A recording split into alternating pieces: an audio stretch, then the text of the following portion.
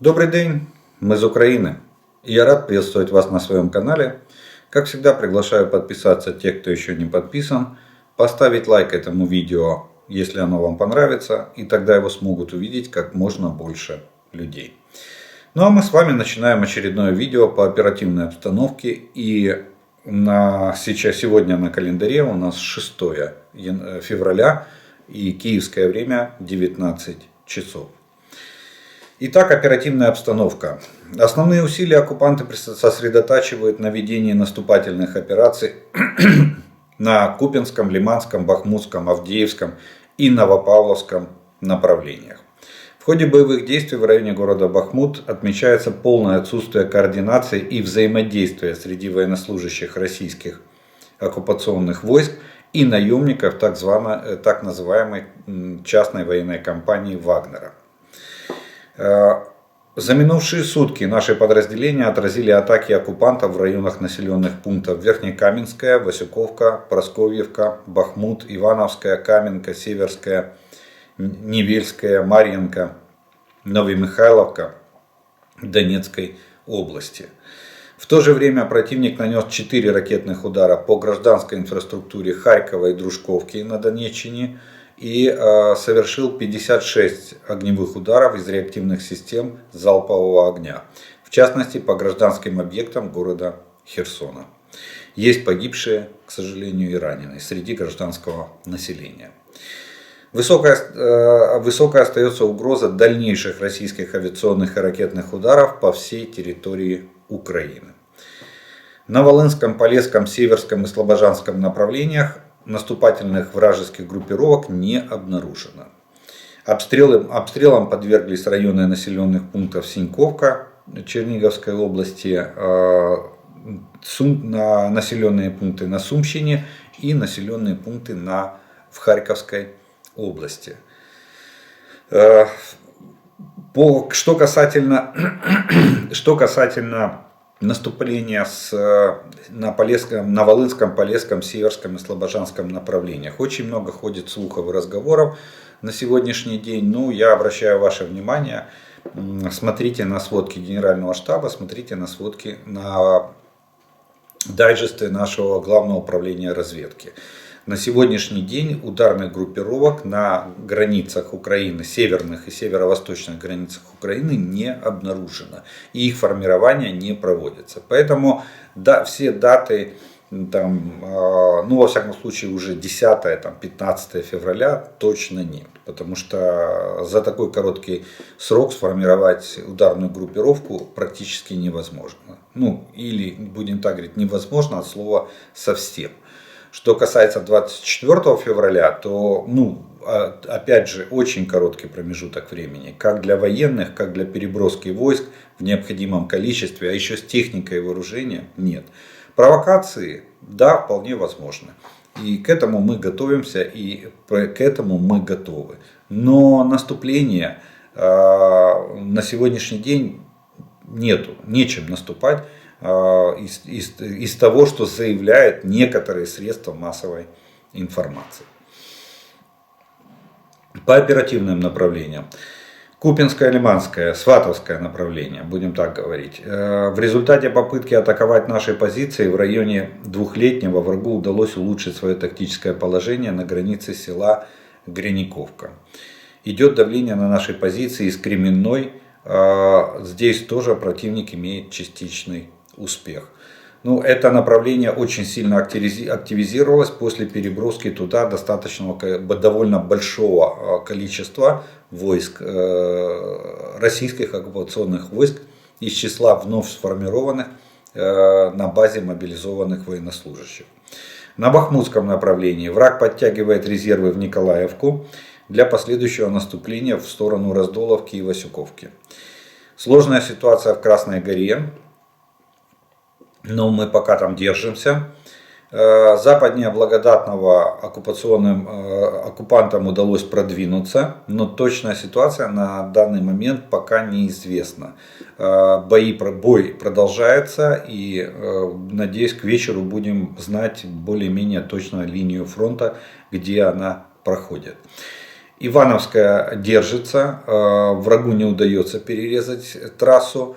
В Бахмуте ситуация очень сложная, давление на город идет практически с трех сторон.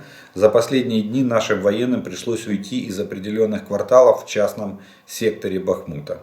Интересно, что там же было замечено, как частная военная компания «Вагнер» проводит казни над своими дезертирами. То есть ситуация такова, что наши бойцы наблюдают с позиций, как те, кто дрогнул в атаке или попытался сбежать с поля боя, их отлавливают и расстреливают там же на месте. Ну, разные способы они применяют, в основном, конечно, расстреливать. Но расстреливать показательно для всех остальных, чтобы даже не было повадно мыслить или убегать с линии, с поля боя. Кстати, об этом будет очень хороший комментарий сегодня в третьей части.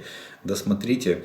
По поводу юридической ситуации, там у нас уже будет дискуссия, развивается точнее дискурс с вами, со зрителями по поводу статуса и ситуации вот с этими зэками, которые находятся в вот этой частной компании «Вагнер». Ну а вообще, конечно, ситуация на бахмутском направлении очень сложная и, ну, скорее всего, наверное, нам придется отойти на более выгодные рубежи. Как я и говорил, судя по вчерашнему заявлению главкома, точнее это не заявление было, это в его телеграм-канале появилось сообщение о том, что рубеж обороны, скорее всего, уже готов, и мы будем отходить на новый рубеж обороны для того, чтобы начать все сначала, занять этот рубеж и удерживать его так, как мы это начинали удерживать, когда месяц назад, когда российские войска начинали атаковать Солидар и Бахмут. Вот такая вот ситуация. Авдеевское направление. Здесь в Марьинке враг атакует юг города с целью выйти к круговому перекрестку дорог. Возле Авдеевки штурмовые действия врага закончились неудачно. Здесь мы все отбили и мы нанесли довольно серьезное поражение в живой силе. И противник откатился на исходные позиции.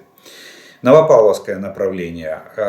Самая горячая точка это в районе Угледара, но там ситуация стабильная, тяжелая и контролируемая со стороны сил обороны вооруженных сил Украины. Так что здесь нету никаких атакующих действий со стороны российских войск. После того, как мы довольно серьезно потрепали морскую пехоту Тихоокеанского флота, они сидят и практически не высовываются. Идут в основном позиционные бои, обмен артиллерийскими ударами, ну и никаких атакующих действий российские войска не предпринимают.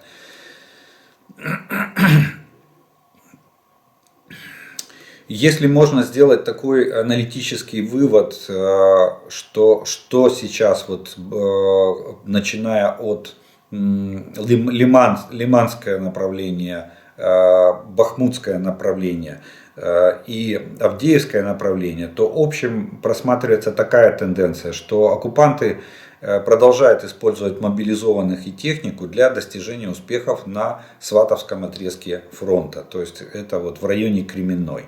В восточной части Бахмута ситуация очень сложная, приходится уходить, чтобы не попадать в локальные мешки. Там, на месте, в самом городе. Бои за Ивановское могут стать кульминацией бахмутской оборонной операции. В случае, если враг будет там остановлен, то оборона западной части города Бахмута будет иметь смысл. Оккупанты хотят выйти на линию Марьинка-Угледар для дальнейшего продвижения на Курахово. Силы так называемых бабуинов, ну это так называют ДНРовцев, существенно истощены, и поддерживать атаки удается только за счет мобилизованных в Российской Федерации. То есть, ну вы знаете, что все вот этот первый, второй армейские корпуса, которые формировались в Донецке и Луганске, соответственно, они все-таки Россия признала их там, по-моему, летом. Да, летом было официальное признание Генштаба России, что это регулярные соединения, объединения, точнее, в вооруженных сил Российской Федерации, и что они входят в состав Российской Федерации. Так вот, число тех мобилизованных, которых там отлавливали на оккупированных территориях, причем которые были оккупированы еще с 2014 года. Помните, да, постоянно вот мы в сводках это отмечали, что ездят на автобусах и ловят просто на улицах, в магазинах, везде и закидывают в военкомат. Так вот, их уже практически не осталось, очень мало, маленький процент. Так вот, за счет того, что это уже признано официально, что это вооруженные силы России, Российской Федерации, то их начали укомплектовывать за счет мобилизованных военнослужащих, мобилизованных в России. То есть их мобиков везут сюда и ставят строй уже здесь, в эти части. Так вот, их за счет этих мобилизованных пока что свозят и ими просто пополняют потери. Причем только личным составом, техники у них нету. Итак, главным остается из аналитической записки, мы видим, что главным остается это бои в районе Ивановская, удержание. Если мы останавливаем там противника, значит Бахмут мы продолжаем оборонять. Если мы там не сможем и вынуждены будем отойти на новый рубеж обороны, значит, к сожалению, тогда мы оставим и город Бахмут. Но при этом войска будут отведены, и российские оккупационные войска начнут все сначала с лобовой атаки наших позиций. Далее остается у нас с вами Запорожское и Херсонское направление. Здесь ситуация не меняется. Противник здесь ведет оборонительные бои и готовится к обороне. Пытались они идут позиционные бои на Запорожском направлении, обмен артиллерийскими ударами. Противник пытается обстреливать на всю глубину досягаемости его артиллерии. И на Запорожском направлении за прошедшие сутки под огневое воздействие противника попали более 30 населенных пунктов, а на Херсонском направлении более 20 населенных пунктов. Также противник продолжает пытаться проводить диверсионные действия на этих самых легких моторных лодках или катерах. Но в принципе у нас оборона правого берега Днепра организована довольно хорошо, и мы просто топим эти катера вместе с этими диверсантами, которых российские войска пытаются, оккупационное командование точнее, отправить на правый берег для совершения диверсии. Далее, противник продолжает нести потери. И вот то, что я говорю, что потери настолько огромные, что фактически любое пригодное помещение, а это в основном такие учреждения социального характера, школы, детские сады, больницы уже давно все переведены на режим военных госпиталей. И они просто их увеличивают, там количество огромное уже этих полевых госпиталей, оборудованных вот в таких социальных зданиях. Вот. И они везут сюда, я уже говорил вам, еще раз повторюсь, что в Российской Федерации идет сейчас массовая мобилизация медперсонала. Вот. И вот еще один пример, это то, что в населенном пункте Васильевка Запорожской области оккупанты обустроили местную детскую больницу под военный госпиталь для раненых военнослужащих вооруженных сил Российской Федерации. Прием детей в больницу прекращен. Туда размещают только российских оккупантов. Украинская авиация за прошедшие сутки нанесла 9 ударов по районам сосредоточения врага и удар по позициям его зенитно-ракетных комплексов. А подразделения ракетных войск и артиллерии сил обороны Украины поразили пункт управления, 8 районов сосредоточения живой силы противника и вооружений и состав с боеприпасами. Вот такие вот военные события произошли за прошедшие сутки на всех оперативных направлениях и на линии фронта от Харькова до Херсона. Ну а теперь немного военно-политических новостей, которые происходят в Украине и вокруг нашей страны. Ну, вы знаете, да, что стихийная природный катаклизм случился, в принципе, это катастрофа природная, землетрясение в Турции. Причем там фактически было 3 землетрясения, и не только в Турции, было и в районе Румынии еще было землетрясение 5,6 баллов. Насколько я понимаю, там Одессу немножко покачало, отголоски достали. Но тем не менее в Турции произошло, наверное, самое крупное за последние 100 лет наблюдение. Произошло землетрясение практически 8 баллов, 7,8 балла. Очень много обрушений домов. Ну, на данный момент, когда я записываю это видео, количество жертв оценивается уже больше 1000 человек погибшими и порядка 6000 ранеными. Но я вам скажу так, что это цифры приблизительные, очень даже приблизительные. Почему? Потому что всех посчитать, погибших и раненых, посчитать можно будет только по окончании разбора всех завалов. А территория очень обширная, которую затронуло землетрясение, и, соответственно, сейчас это все предварительные данные. Но в любом случае Украина уже готова протянуть руку помощи в плане в Турции, вот, в плане разгребания завалов, в плане борьбы с последствиями или ликвидации последствий вот этих землетрясений. Несмотря на то, что мы сами в таком тяжелом положении в плане войны, но тем не менее мы человечность и гуманизм не теряем. А вот в российских соцсетях говорят, ну, главное, чтобы русские не пострадали, остальное все ерунда. Вот такая в основном реакция. Да, есть сочувствующие, ничего не могу сказать, есть и те, и другие. Но те, кто пренебрежительно относится к трагедии Турции, к сожалению, они превалируют в российском медиасегменте. Следующее.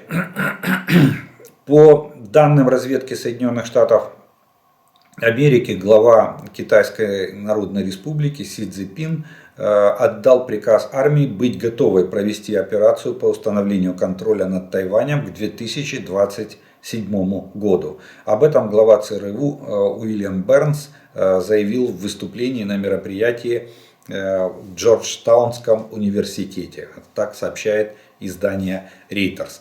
О чем это говорит? Это говорит о том, что Китай все равно рассматривает вариант силового решения проблемы Тайваня и не снимает его с повестки дня, несмотря на все ухищрения. Кстати, Китай был недавно пойман на том, что они поставляют России комплектующие для вооружения.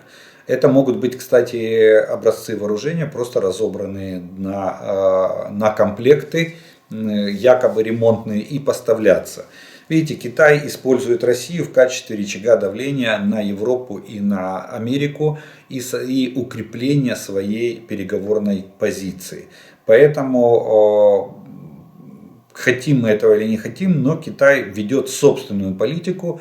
И в данном случае Китаю выгодна поддержка Российской Федерации для того, чтобы, еще раз повторюсь, иметь твердую или более решительную позицию переговорную в переговорах с Соединенными Штатами Америки. Видите, даже вот этот приказ, готовность к 2027 году к силовому решению тайваньской проблемы или тайваньского вопроса, так, наверное, правильнее будет сказать, это еще одна демонстрация сил и намерений со стороны Китая. То есть Китай прибегает к той же тактике, что и Российская Федерация. Он готов запугивать, во всяком случае, Соединенные Штаты Америки в плане того, что они не уступят в решении вопроса Тайваня. Рано или поздно они его все равно захватят силовым путем.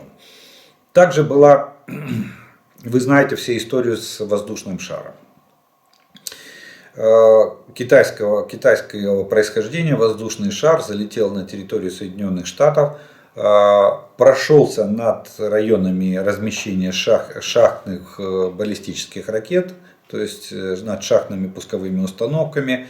Кто-то предлагал сбить этот шар, кто-то предлагал не сбивать этот шар. чтобы не осложнять с Китаем, Китай заявил, что да, это метеорологический зонд, который вот, ну, ветром сдуло, ему очень тяжело управлять, потому что это типа как воздушный шар, и он летит по ветру. В конечном итоге, я так понимаю, что достигнута главная цель, политическая цель в том, что визит Энтони Блинкена, главы Госдепа Соединенных Штатов, был отменен в Китай по причине вот непонятных вот этих залетов, непонятных шариков в воздушное пространство Соединенных Штатов. Вообще, конечно, если честно, то меня как человека военного это очень сильно удивляет. В том плане, что второй раз Соединенные Штаты, ну, уже не второй получается раз, а уже, ну, трудно сказать даже какой раз, оказывается, не первый такой залетал шар. И другие были еще инциденты. Как они допустили вообще залет в свое воздушное пространство неопознанного летательного объекта?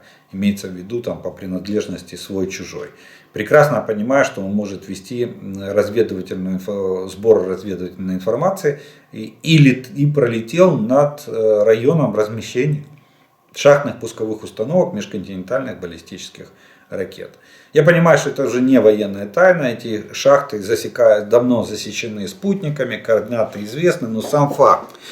А где же тогда, опять получается, что и в Соединенных Штатах с системами противовоздушной или противоракетной обороны есть огромные вопросы. Как же она работает? Вспоминаем 11 сентября тоже как самое. Но там они хоть сказали, что они отключили на полчаса систему для того, чтобы якобы провести профилактику, вытереть пыль с компьютеров. И Аль-Каида, видимо, знала о таких секретных, сверхсекретных планах Соединенных Штатов, этого Пентагона, и воспользовалась вот этим вот перерывом для того, чтобы ударить по башням-близнецам. То же самое и здесь. Шар несколько дней летает на воздушном пространстве Соединенных Штатов, а политики сидят и обсуждают, сбивать, не сбивать.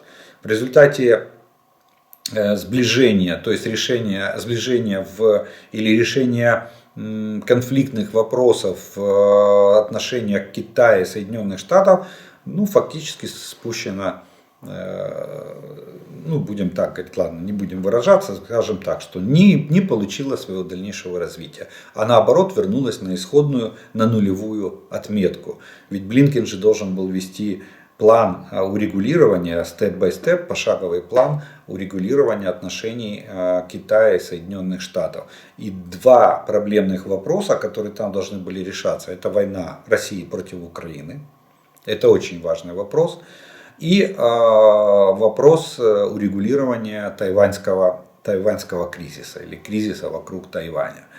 Вот. Так что, и видите, Китай, и тут же выясняется, что Китай, ну, я думаю, что это не вчера выяснилось, а скорее всего просто был слив развединформации в плане того, что Китай все-таки поставляет России комплектующие для создания новых образцов вооружения. Кстати, Китай может поставлять и оружие, у него советских образцов вооружения очень и очень много. И лицензия есть на многие образцы советского вооружения, которые может выпускать промышленность Китая.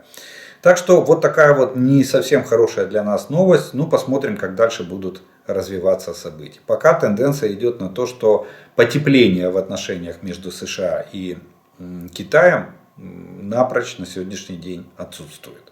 И то, что было договорено, достигнуто, откинуто далеко-далеко назад. Северная Корея опять вступает тут в игру. Ну, я так понимаю, что Путин хочет показать видимость какой-то коалиции. Смотрите, его не поддерживает ОДКБ. Его постоянно прокатывают там. Единственный Лукашенко, но Лукашенко его в последнее время стал уже меньше. Даже ходят слухи вокруг Кремля, что вызов на ковер на прошлой неделе Лукашенко просто отверг. Сначала сказал, что он заболел, а потом вообще сослался на занятость и не поехал в Москву.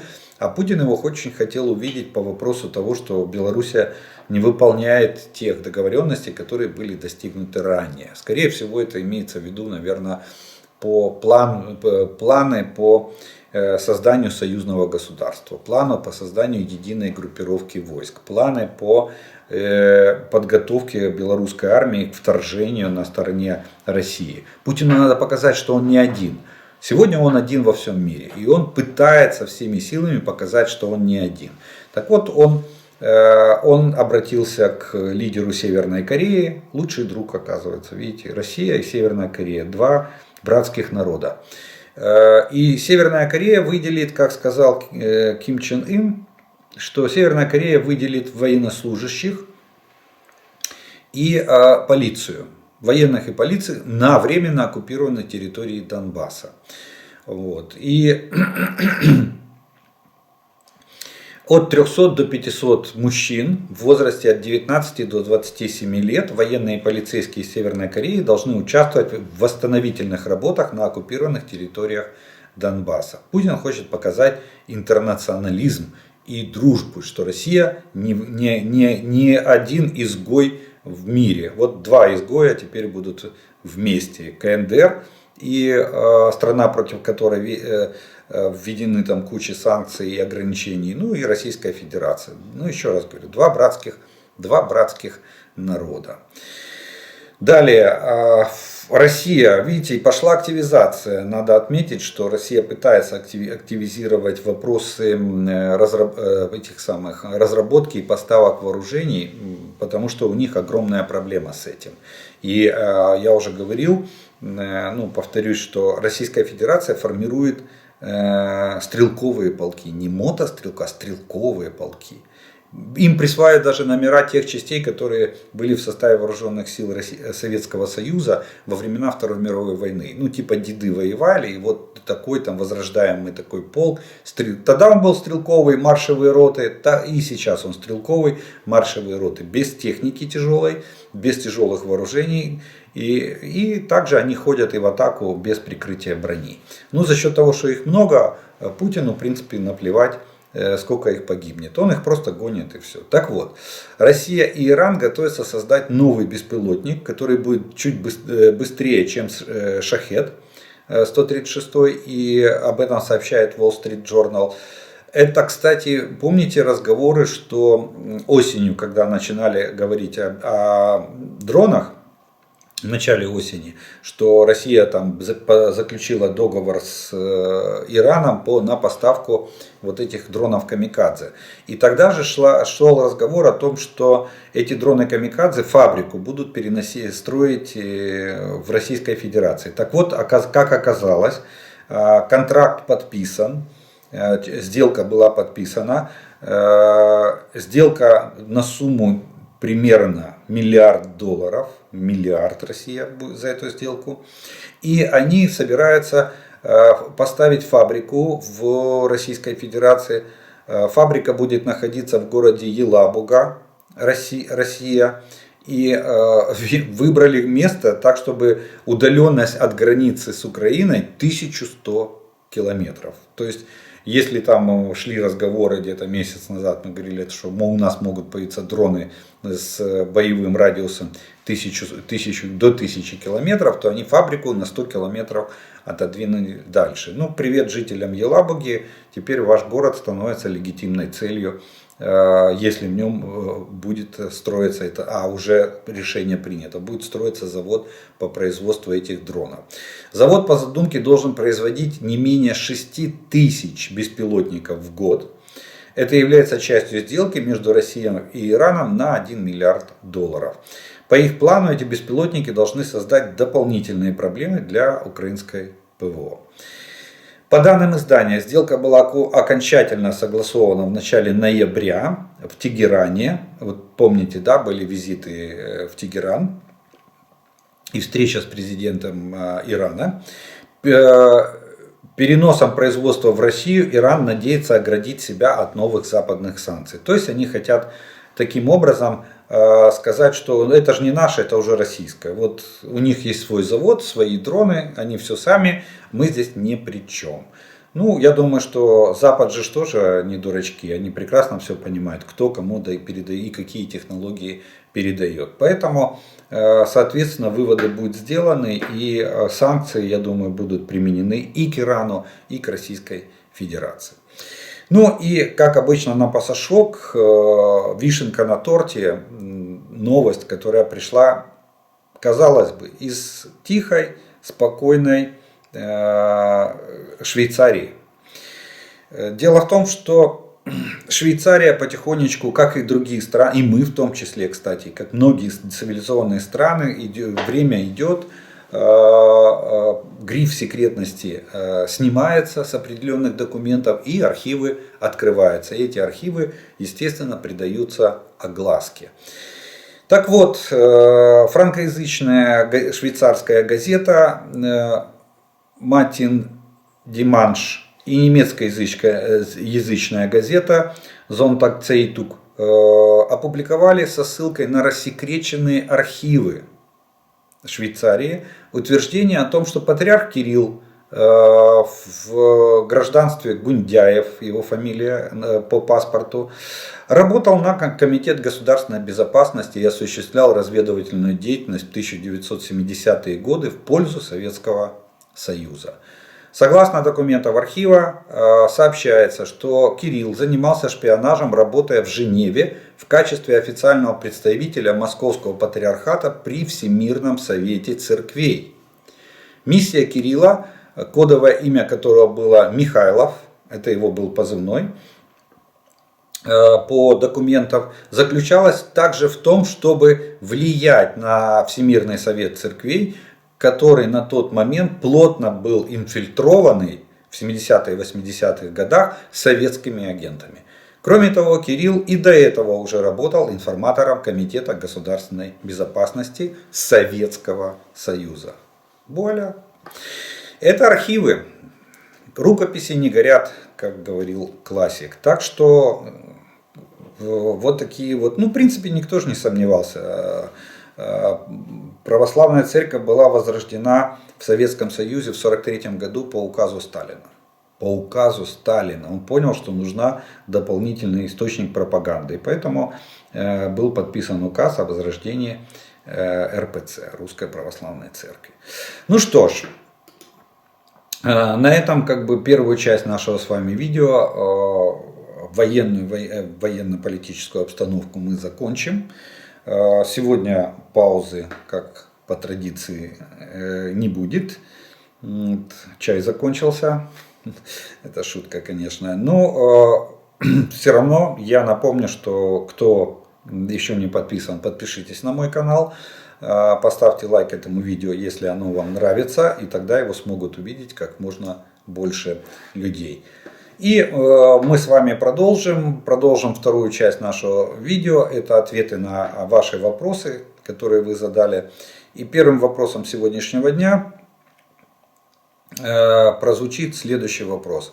Чи корисні ті Леопарди 1 з 105-мм гарматою, що вони зможуть здолати, пробити броню Т-72 або більш сучасного танку? Тут огромная проблема.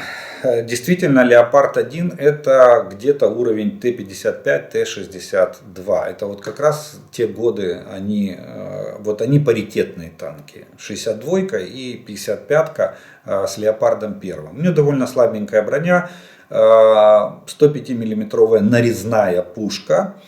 Но самая главная проблема это то, что боеприпасы к Леопарду, мало того, что Леопард с 1984 года снят с производства, боеприпасы к Леопарду 1 уже давным-давно не выпускаются. Да, их было там 4700 единиц, их было выпущено. До сих пор они есть на вооружении в порядка там, по-моему, более 30 стран.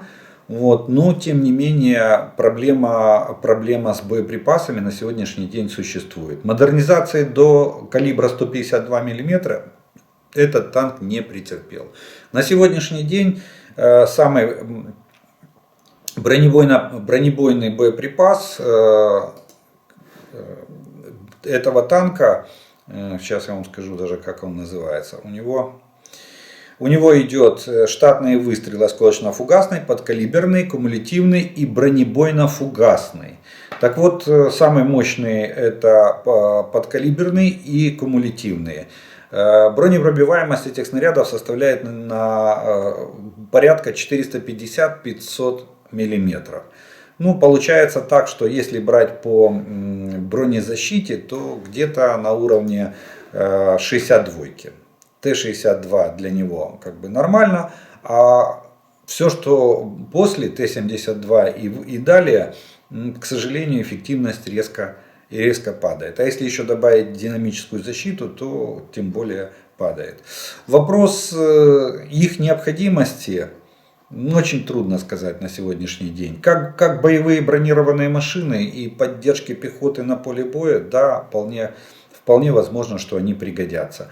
А судя по их живучести на поле боя, то может быть они еще и будут проблемой для наших вооруженных сил. Живучесть и их обеспечение, то есть наличие боеприпасов к этим танкам. Поэтому вот эти 88 Леопардов-1, которые, конечно же, производителю очень выгодно продать нам эти танки, это же будет все оплачено за счет вот этой вот финансовой помощи, которую выделяют Соединенные Штаты. Да, они их отремонтируют, да, они будут технически исправны, но эффективность их на поле боя вызывает очень много вопросов. Поэтому я бы, например, подумал бы, прежде чем заказывать эти танки у производителя, у той же Германии.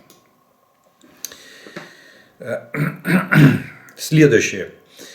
Железный купол вполне успешно сбивает российские грады и ураганы. И не теоретически. Другой вопрос. Насколько железный купол был бы эффективен при той интенсивности обстрелов, которую мы видим в Украине. Фишка этой системы в том, что она вычисляет траекторию снаряда и игнорирует те, которые не представляют опасности. Таким образом экономятся боеприпасы.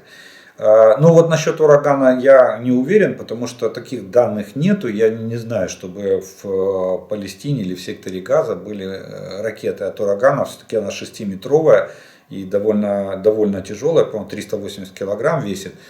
Ее пускать с пусковых установок точно там нету. Советский Союз и Российская Федерация их туда не давали. А вот градовские снаряды, я знаю, даже называется установка «Партизан». Град-П. Партизан ее расшифровывает. Это приспособа, обычные трубы, внутренний диаметр которых 120 где-то 2 или там 123 миллиметра, в которые вставляют реактивные снаряды Града и их пускали по территории Израиля. Это было, да. И, соответственно, железный купол их в состоянии перехватывать. Длина 3 метра, вполне он успевает отреагировать в пределах своей активности. А вот про урагановский не слышал. Про Смерчевский тем более нету никаких данных, что он их действительно эффективно сбивает. И вот фишка, вы пишете, фишка не в том, что экономятся боеприпасы. Да, он не сбивает лишних. Там система работает таким образом, что задается площадь или объект, указывается объект, который защищает эта система. Это, допустим, батарея железного купола. И если система просчитывает, успевает просчитать траекторию, если этот снаряд летит за пределы защищаемой зоны, да, он не сбивается. Если он летит в защищаемую зону, то, конечно же, он сбивается. Вот. Поэтому, можно сказать, конечно, в условиях израильской пустыни, когда он летит вне населенного пункта, он там падает в пустыне, взрывается, там практически никого нет. И в пустыне осколки не разлетаются за счет характера местности, они практически гасятся рельефом местности на коротком расстоянии. Вот. Но насколько она будет, если она нам дадут ее, то объектовая защита объекта, вот подстанций трансформаторных, тепловых электростанций, это было бы довольно хорошо. Так что посмотрим, как дальше будет, будут ли они у нас. Вопрос. В танках «Леопард» есть система распознавания свой-чужой, если я не ошибаюсь. Расскажите, как эта система может уничтожить вражескую технику на большом 4-5 километров расстоянии. И если это так. Смотрите, нет, эта система работает в пределах при дальности прямого выстрела. В чем она заключается? Танки в версии А5 и выше, то есть это уже современные модификации танков. Кстати, есть на некоторых А4, если они проходили модернизацию до версии там А5 и выше, то на них эта система есть. Это система опознавания свой-чужой. И она работает при том условии, если эти танки, эти подразделения замыкаются в единую систему. У них есть единая система оповещения и обмена информацией. И вот в этом случае, когда заложены есть данные об этих соседних танках, которые работают в единой системе, при наведении прицела на танк, который включен в общую систему, у оператора-наводчика и у командира появляется сообщение, что это свой танк. И по нему стрелять нельзя. Тогда они ищут другой танк. Вот так работает эта система. Только если она в комплексе включена. Если в систему введены все танки, которые работают на поле боя. Вот тогда она работает. А так нет. А так она не определяет свой-чужой. Если нету единой системы обмена данными информацией. Что касается уничтожения на дальности 4-5 километров, то это уже стрельба не прямой наводкой, это стрельба с пристрелкой, то есть это уже артиллерийская задача для танкистов. И танки могут поражать цели либо когда их видят, да, и на дальности 4-5 километров оптика, допустим, танка и дальномеры танка позволяет определить дальность. То есть в дальности прямой видимости он может поражать цели как прямой наводкой, так и полупрямой наводкой. Вот. А также он может выполнять задачи на максимальную дальность стрельбы своей пушки. А это для, допустим, советских образцов это составляет примерно 9-12 километров в зависимости от модификации пушки танка. Примерно такая же дальность может быть и у западных танков. Но вот система работает только когда она подключена к единой системе оповещения и передачи данных. Ну а стрельба прямой и полупрямой наводкой она возможна для любых танков. И все зависит от умения экипажа. И эта система не помогает в данном случае. Она помогает на поле боя, когда вот идет там танковая дуэль или танковый бой. Добрый вечер. Операция в Персидском заливе в 90-91 годах показала превосходство американских танков коалиции над танками Ирака советского производства. Ждет ли столь сокрушительный удар российские войска после получения нашим государством танков от союзников или нет? Или необходимы и поставки авиации? Можно ли хоть издалека сравнивать эти конфликты? Но издалека сравнивать я бы не стал. Почему? Потому что тогда у Ирака танки очень сильно отставали. У Ирака был 55-ка, 62-ка основной танк. Очень мало было 72-ок поставлено в Ирак. И, соответственно, Абрамсы того времени были на порядок, а может быть и на 2 порядка выше и лучше, чем иракские танки. Но скажу, что и иракские танки в первые дни войны очень сильно огрызались. Поэтому без авиации преимущества, такого, я бы сказал, подавляющего преимущества не было. Конечно же, в технологиях, в скорости и точности ведения огня американские танки были лучше. В бронезащите американские танки показали себя лучше. У них был недостаток технический. Абрамсы сдулись из-за сильной запыленности. Воздушные фильтра забивались катастрофически. И это была огромнейшая проблема в плане эксплуатации применения танков. Они оказались не адаптированы, не приспособлены для ведения боевых действий в условиях пустыни. Вот, сильной запыленности местности, особенно такой вот песчаной пустыни. А так, в принципе, да, в огневой дуэли они имели огромное превосходство. Но еще раз повторюсь, там не было Т-80 на тот момент, это был в Советском Союзе, это уже был основной боевой танк. Там не было модернизированных Т-72А. Вот, поэтому они превосходили технологически. Сегодня такая же примерно ситуация.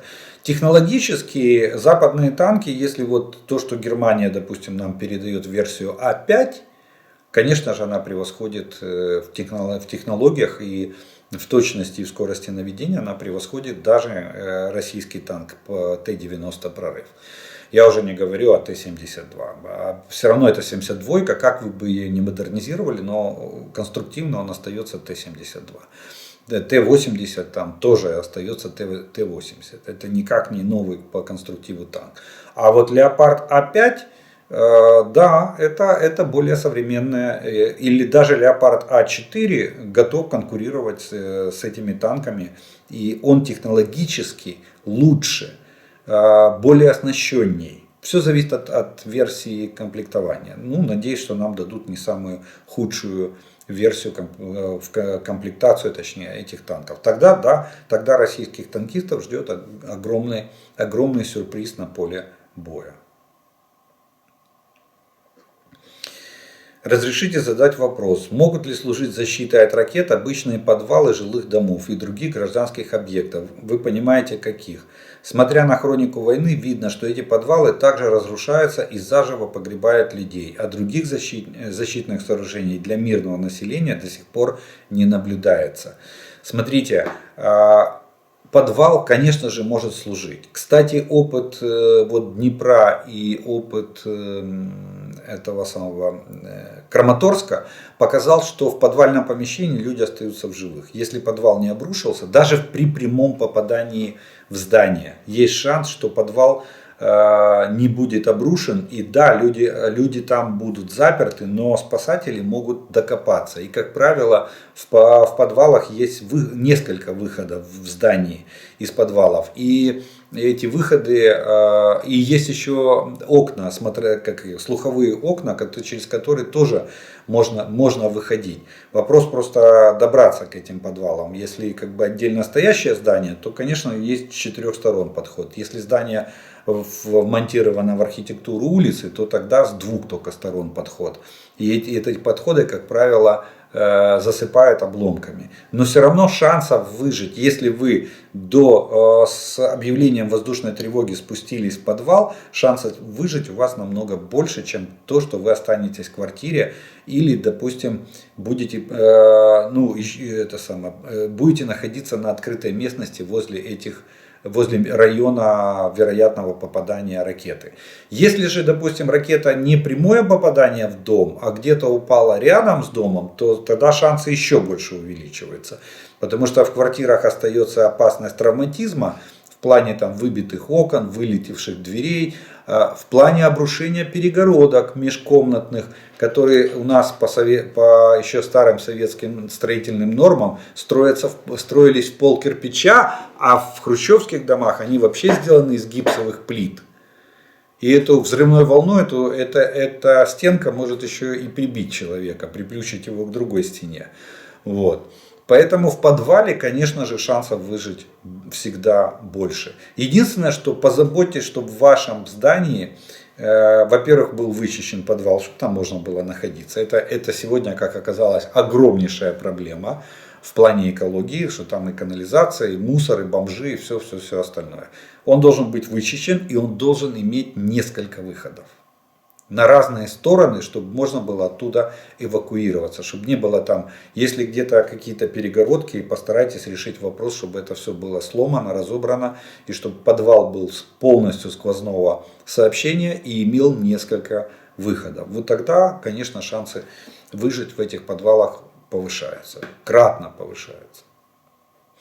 Ну а лучше всего, конечно, я вам скажу так, современные дома, они обычно монолит каркас строятся, вот все современные технологии, большинство точнее, строится монолит каркасом. Как правило, делается подземный паркинг, он заливается вообще из монолита.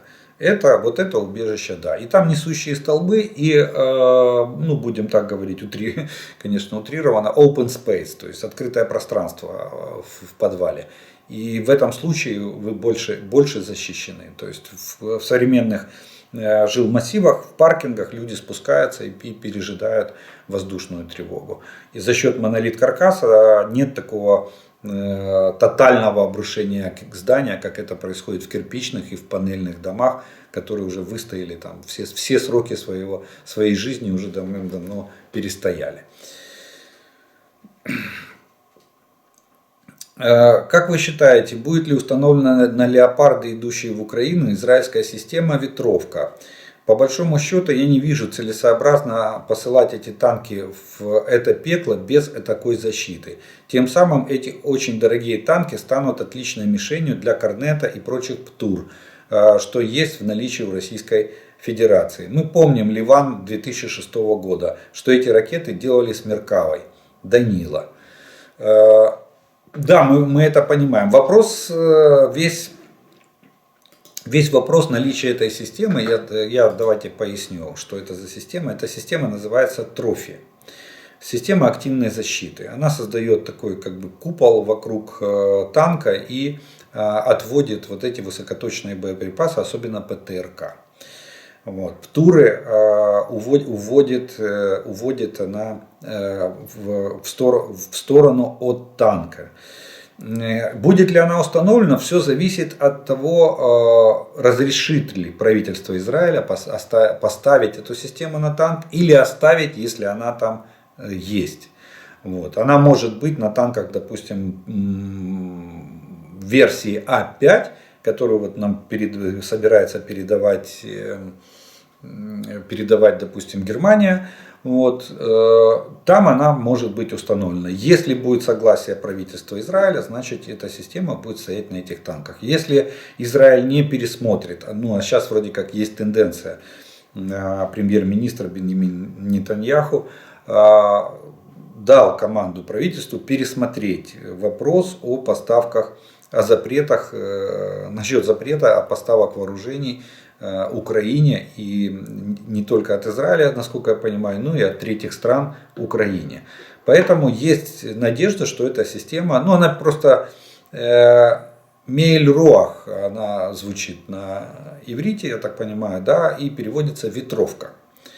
Вот, то есть как бы ветер дует, ветер и отгоняет все снаряды а в английском это называется трофи, активная защита. Так что посмотрим. Очень хотелось бы, чтобы эта система была установлена, чтобы не только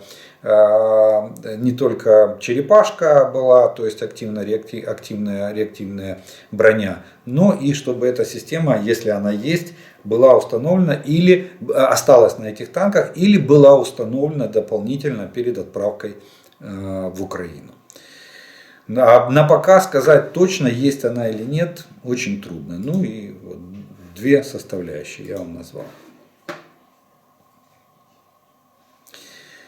В предыдущем видео вы объяснили стратегическую значимость Харькова. Вопрос. В сегодняшней ситуации, когда Харьков стал обстреливаемым городом, сможет ли город восстановить свою значимость и будет ли возрождаться промышленность? Как повлияет на это соседство с Россией? Ну тут два варианта. Первый вариант, если мы в статусе победителя, мы обязательно будем ставить условия демилитаризированной зоны вдоль границы. Для того, чтобы полностью воспретить возможность обстрела наших приграничных городов. Ну, в частности, не только Харьков, и Сумы, и там и Чернигов тоже находятся в непосредственной близости. Ну и другие, там тот же Донецк, Луганск, там расстояния довольно маленькие от границы.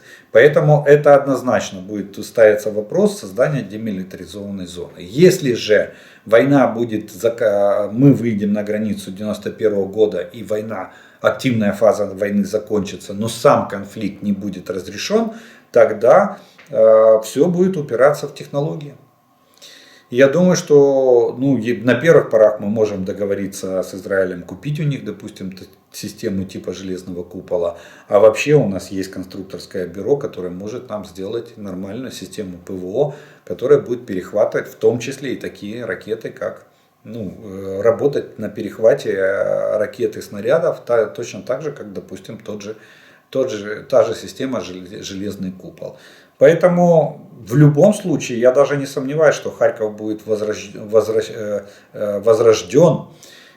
И особенно его промышленная база. Там есть, я вам говорил уже, там есть уникальные предприятия, причем не только военно-промышленного комплекса, допустим, и особенно там турбинный завод, который выпускает турбины, в том числе и для атомных электростанций. Так что там очень много таких предприятий, которые нам необходимы, которые имеют перспективы развития в будущем, не устаревшие.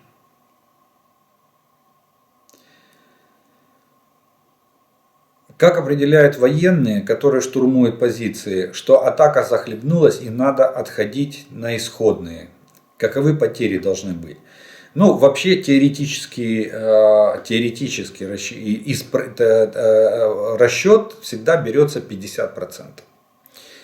30% допустимые потери при атакующих действиях. При 50% потерь считается, практика показывает так, и это заложено в расчетах, считается, что при достижении уровня потерь 50% и более противник отказывается от дальнейшей атаки. И атака считается захлебнувшейся, и он откатывается на исходные позиции. Все еще, а на поле боя это все зависит от конкретной ситуации, потому что солдат, бегущий в атаку, или там военнослужащий, бегущий в атаку, он видит справа-слева от себя своих товарищей. И если он их не видит, то, естественно, его боевой дух резко падает. И он начинает принимать решение, что не пора бы упасть на землю, залечь, а потом уже и вернуться обратно. Людей надо постоянно сопровождать, они должны понимать, что рядом есть их товарищи, что они не остались одни в чистом поле. Вот. Поэтому искусство атакующей пехоты, это очень, будем так говорить, это искусство тактики ведения общевойскового боя. Это не то, что сейчас делает Российская Федерация, гонит стадом там. Я вспоминаю советскую армию, там пехота, она с утра до вечера тренировалась ходить в атаку. С утра до вечера. Они мокрые, измученные, и штурмуют эту высоту от восхода до заката. И тем самым они набирали навыков в ведении тактического боя, контактного боя. Вот. А то, что сейчас реально ситуация так, как я вам описываю, что бегущие в атаку, они там 10-15 человек, они пошли штурмовыми действиями, когда пригнувшись, когда в полный рост, как это было в Солидаре, допустим. Вот. И когда их начинают выбивать наши войска, естественно, он смотрит по сторонам, видит один, второй, третий упал, тот скрикнул, тот ахнул, что делать? Все. Пока тебя не убили, надо быстро падать и пытаться отползти назад. 50% и более. Это контрольная цифра. Она не догма, не ровно, не считайте каждого солдата. Но примерно 50 и более противник отказывается от дальнейшей атаки. Атака считается захлебнувшейся. И тогда они уже текают на свои позиции.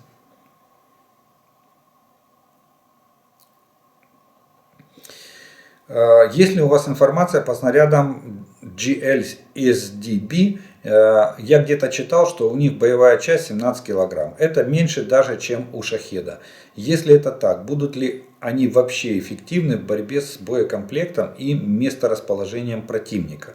Почему? Будут, конечно. Будут. Это фактически артиллерийский снаряд. То же самое, порядка где-то 20 килограмм тротила. Поэтому вопрос же точности попадания. Представьте, если в машину с боекомплектом или в штабель с боекомплектом врубит этот снаряд. Даже при 17 килограммах взрывчатки штабель что сделает? Сдетонирует. Или штабель что? Разлетится вдребезги, что-то сдетонирует, что-то разлетится. В любом случае боеприпасы к стрельбе непригодны. Если это пехота, то осколочное поражение никто не отменял. Если это открыто расположенная техника противника в районе сосредоточения, поражение осколками никто не отменял. Кто запрещает дать залп пакетом 6 снарядов с точностью, что они ударят по допустим, по штабелю боеприпасов, или попадут в цистерну с топливом, или в топливозаправщик попадут. Так что эффективность зависит от точности попадания. Если вы попали точно, поверьте, и для пехоты, и для боеприпасов противника будет вырванные годы. Мало им не покажется.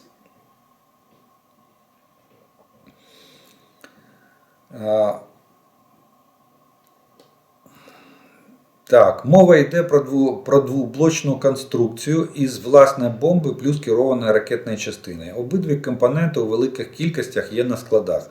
Виробництво полягає у їх поєднанні, що може бути здійснено відносно швидко. Траплялася навіть інформація про те, що ці роботи можуть виконуватися прямо в Україні.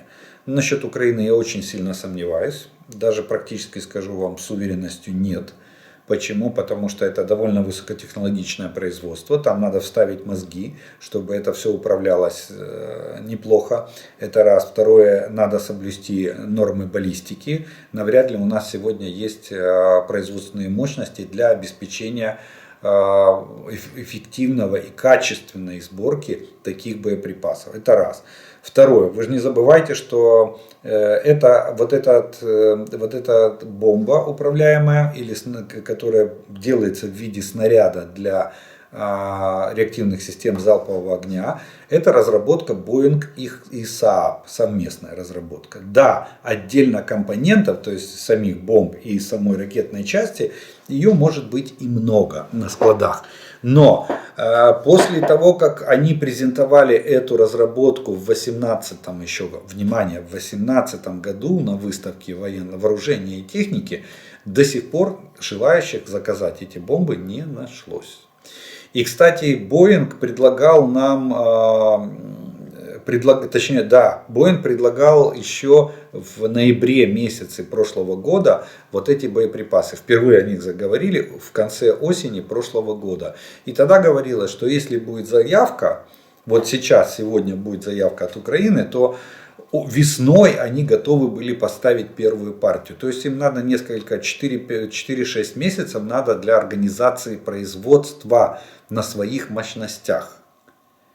Поэтому сегодня и стоит вопрос. Я вчера в военно-политической обстановке подробно об этом рассказал, что сроки поставки этих боеприпасов могут сильно растянуться. Но о том, чтобы их собирать в Украине, я думаю, что даже не может быть и речи. Потому что там не все так просто. Не все в готовых элементах, что надо скрутить две составляющих. Или как эти машины везут, да, без колес, топливного бака и без глушителя. Пишут, что это ремкомплект номер 1. Завозят, растамаживают как ремкомплект, потом обувают колеса, приваривают глушитель, одевают топливный бак, и у вас хоп, и уже готовая машина. И вы ее продаете как готовую машину. Нет, так в этом сделать нельзя. Это все-таки технологичное производство, и надо соблюсти технологичный процесс. Тем более, что характеристики должны соответствовать баллистике реактивных систем залпового огня.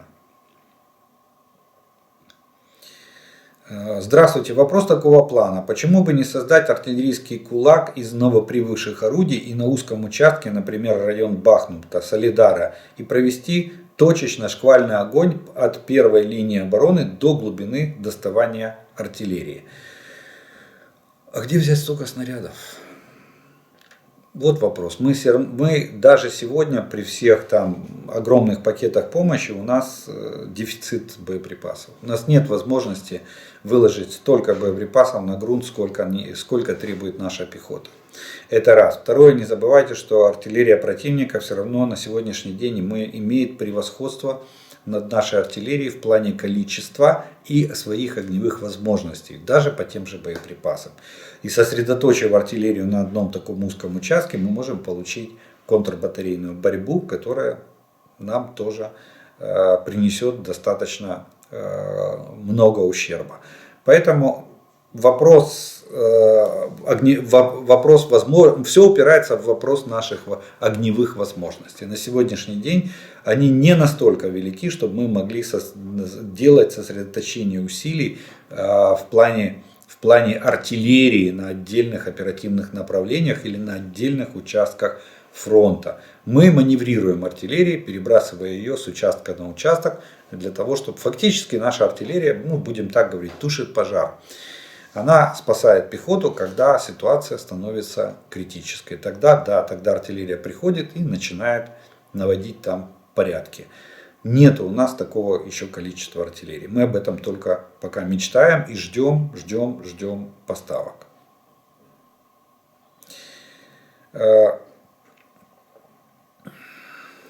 Добрый день. Такой вопрос. Ракеты типа «Калибр», «Искандер» или там класса «Х» при попадании в водоем сдетонируют? Если да, то какой высоты может достигать волна и опасно ли это для плотины? Волна зависит от количества тротила и плотности воды.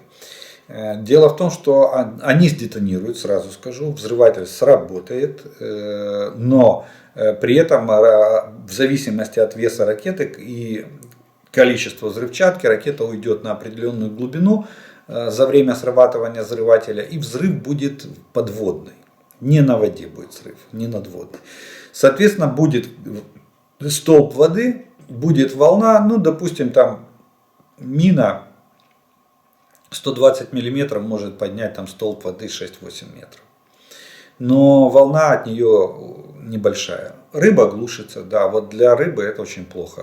Экология страдает, рыба глушится этим взрывом. Но для плотины это нет. Даже если вот Х-22, там тонна взрывчатки, даже если она взорвется, если она не попала в плотину, то плотина выдержит такую волну. Вот. Даже если в непосредственной близости от плотины. Могут быть там какие-то повреждения, но так, чтобы разрушить плотину, нет. Этого нет. Вы не забывайте, что еще вода является довольно вязким, текучим веществом, которое очень сильно гасит вот эту ударную волну от взрыва.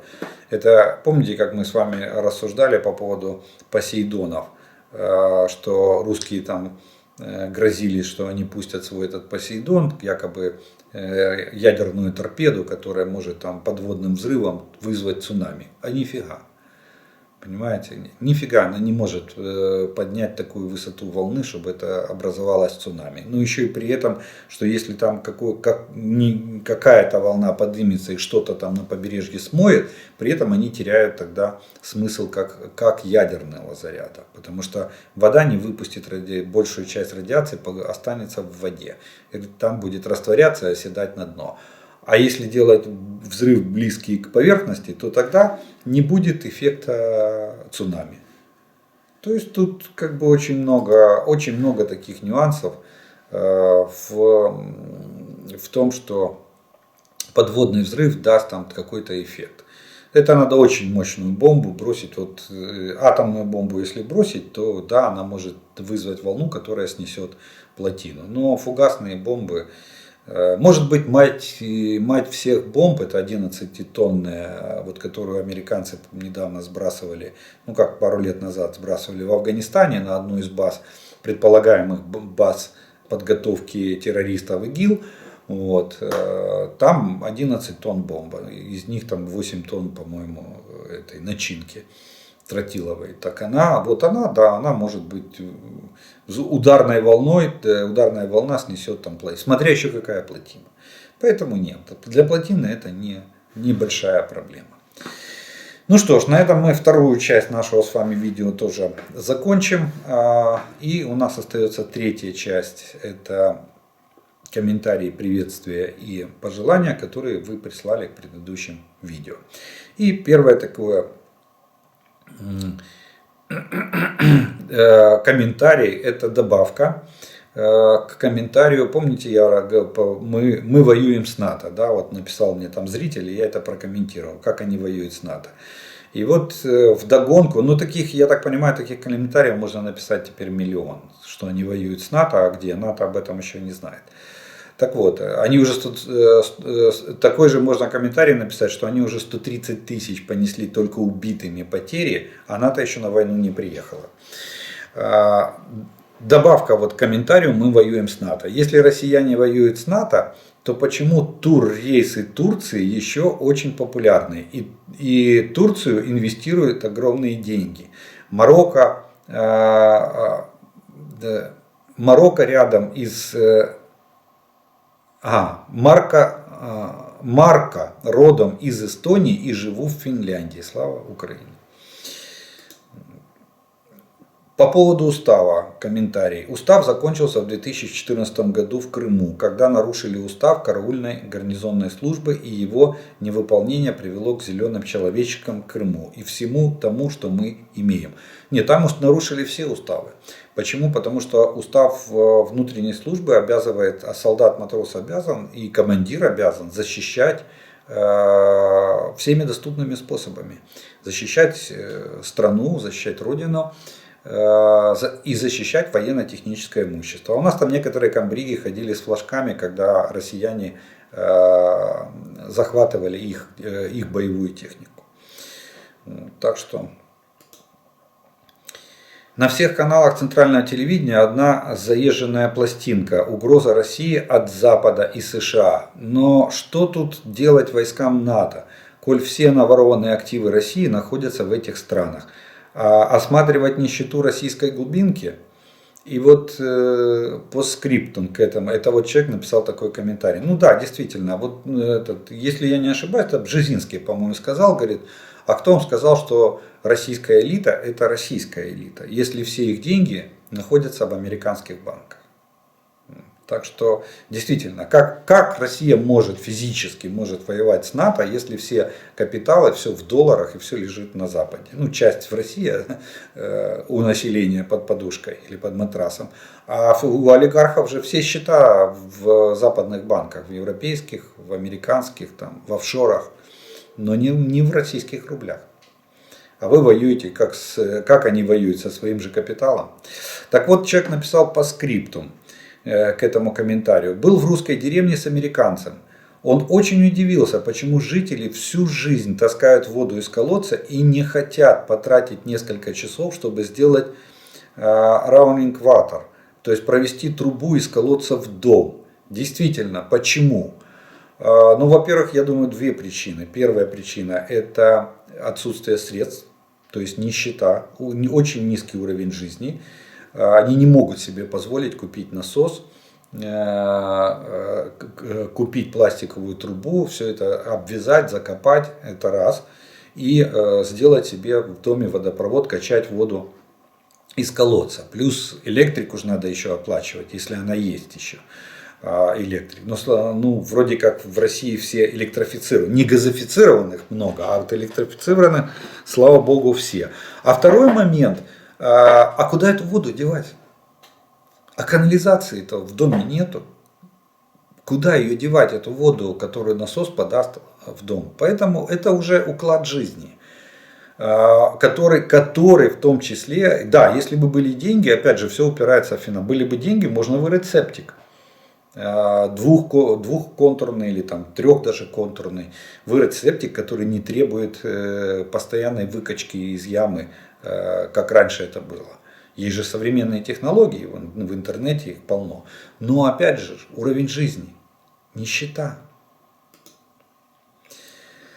Олег Владимирович, с зэками ситуация очень запутанная. Работая адвокатом, находясь в колонии, поинтересовался, как у нас числятся оккупанты, уехавшие на фронт. Это адвокат из России пишет. Был ответ: за колонией и какой-либо системой ФСИН, это Федеральная служба исполнения наказаний в России такая, они не числятся. Фактически он освобожден по документам. То есть, представляете, да, вот эти зэки, которых вербуют вагнеровцы в колонии, их освобождают по документам. Правда, я не знаю, какую они припишут причину освобождения. С трудом в голове укладывается, как можно помиловать 40 тысяч зэков. Ну, они не помилованы, это, кстати, нет, они просто освобождены. Помилование, я сказал, кто может помиловать зэка, это в России, это только президент страны. Но разум и право оставили эту страну. Сейчас эту информацию активно доводят до вагнеровцев и бежать начинают, не доехав до линии фронта. Система МВД России их не ищет, они числятся освобожденными. Представляете, какой беспредел в России? Еще чуть-чуть и будет смута такими темпами. Если бы они не были помилованы, то в заградотрядах стояли бы работники ФСИН. но их никто не наблюдал. Ну, имеется в виду, что если бы они не были помилованы, то нет, они просто освобождены. Вы абсолютно правы в том плане, что закон и право оставили эту страну под названием Россия. Они их освобождают, что я почему сразу по тексту задал вопрос, что они пишут в документах. Вот очень интересный вопрос. Как, на основании чего они их освобождают? И действительно, их Федеральная служба исполнения наказаний российская их не ловит. На поле боя их держат только, вот, чтобы они не разбежались после атаки или во время атаки. А так, да, те, кто сбежал, как их ловить? Тем более опыт у них намного лучше, чем у мобилизованных. По побегам я имею в виду. И да, действительно, они приступают к тому, что они умеют в этой жизни. Разбой, грабеж, убийство, насилие. Вот все, что они умеют. Спасибо за информацию. Канада хочет прислать танки быстрее, поэтому на самолете. Но танк тяжелый, поэтому по одному. Но быстрее, чем на корабле морем. Большинство канадцев поддерживают Украину. И не только канадцы украинского происхождения. Почти все население Канады это приезжие из Европы, кроме индейцев, которые многие родились в Канаде, но их родители или предки приехали из разных стран, большинство из Европы. Поэтому все живут вместе, дружно, не как в США. Я думаю, что после этой огромной поддержки населения Канады правительство направит еще и больше вооружения, и это не последние 4 танка. Слава Украине и ее народу. Канадцы с вами. Спасибо, да, мы знаем, что Канада самолетами везет танки. Поздравляю пана генерала Сергея Шаптала. Это комментарий, я его тоже поддержу, думаю, что очень много поздравлений, сразу скажу. Для командующего, для начальника генерального штаба было очень много поздравлений. Я выбрал одно, оно мне понравилось, потому что оно имеет историческую аналогию. И вот я сейчас его зачитаю. Поздравляю пана генерала Сергея Шаптала с днем рождения. Желаю ему крепкого здоровья, счастья и долгих лет жизни. Верю, что будете планировать и осуществлять боевые операции сил обороны Украины, как наш кошевой Иван Серко, не проигравший за свою жизнь ни одного сражения. Победа будет за нами. Слава Украине! Вот такое вот поздравление прислали для начальника генерального штаба вооруженных сил Украины, героя Украины, генерал-лейтенанта Сергея Шаптала. Вот я кстати, забыл, я вчера рассказывал, как определить работу инфракрасной фары подсветки приборов ночного видения на автомобиле. Да? И действительно я упустил 3-й вариант. Я рассказал про 2 варианта. Первый — это ждать, пока нагреется фара, то есть стекло на фаре, и тогда значит лампочка внутри горит и фара рабочая. 2-й вариант был кошка, потому что они видят этот диапазон света. А 3-й вариант, я же забыл, гаджеты. Что любой гаджет, любая цифровая камера видит инфракрасный диапазон. Дома можете сделать самый простой бытовой эксперимент. У всех есть пульт для телевизора, да? Так вот, когда вы нажимаете на кнопочку на пульте, вроде как там есть лампочка впереди, но она не загорается. Но при этом телевизор реагирует. Если вы посмотрите на эту лампочку через свой любой гаджет, где есть цифровая камера, мобилку, просто видеокамеру, то вы увидите, как эта лампочка будет излучать свет.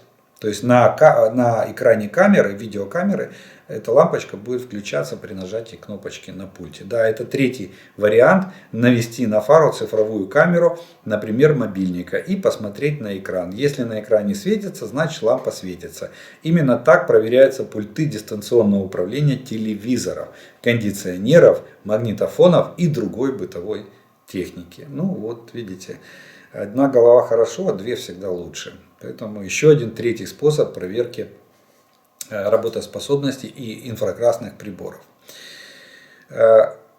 Такой комментарий очень мне понравился. Джонсону после войны либо Нобеля дадут, либо Героя Украины. Мужик неугомонный. В хорошем смысле этого слова. Если бы хотя бы часть мирового политикума была столь же энергичной, война давно бы закончилась. Ну да, надо отдать должное, Борис Джонсон за Украину болеет и прикладывает очень много усилий для того, чтобы мы получили все необходимое для перемоги в этой войне.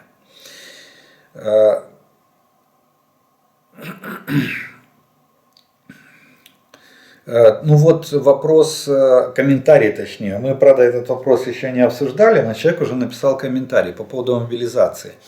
И начальник, по-моему, управления комплектования вооруженных сил сделал такое заявление, что могут призвать и ограниченно годных. Ну вот, как, допустим, есть категория там годен там и в мирное и военное время, не годен там, или частично годен в мирное военное время. То есть есть разные категории. Так вот, категория не годен в военное время или в военном при мобилизации могут призвать на действительно тоже мобилизовать.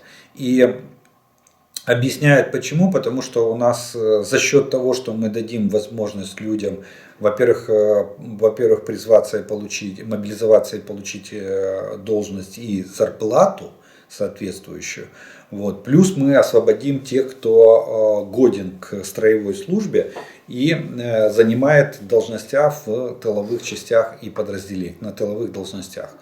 Вот. А их было бы выгоднее использовать на линии фронта. Так вот, человек пишет о том, что его знакомый, который потерял ногу под Бахмутом около 5 месяцев назад, командование предложило должность в армии. Так что у нас вот даже такой опыт, и мировой уже опыт есть, когда люди с инвалидностью, они не годны к строевой службе, они по идее могут получить по инвалидности, точнее получить инвалидность и уже находиться дома, получать пособие, но им, если они трудоспособны, они могут работать, им предлагаются должности, соответствующие должности, которые они смогли бы исполнять в рядах вооруженных сил Украины. Естественно, заключением контракта, естественно, с оплатой труда. Вот. Так что вот такую даже он написал, що дуже добре, що наших хлопців ніхто не кидає. Впевнений, що такі пропозиції не поодинокі. Прошу, зачитайте моє повідомлення. Це мають знати всі. Перемога буде за Україну. Кстати, у нас даже воюют на фронте. Есть ребята, у которых вот вместо протез, вместо ноги, но они прекрасно справляются и с боевой работой в рядах вооруженных сил Украины, в рядах сил обороны Украины. Ну что ж, вот на этой оптимистичной ноте позвольте закончить сегодняшнее видео. Я благодарю вас за ваше внимание, что вы досмотрели до этого момента. Кто еще не подписался, приглашаю подписаться на мой канал, поставить лайк этому видео, если оно вам понравилось, чтобы его могли увидеть как можно больше людей. Огромные слова благодарности спонсорам канала и тем, кто поддерживает канал. Благодаря вашей помощи у меня есть возможность записывать эти видео, доносить до вас эту информацию. Ну а мы с вами продолжаем верить Збройним силам України. Перемога за нами. Слава Україні!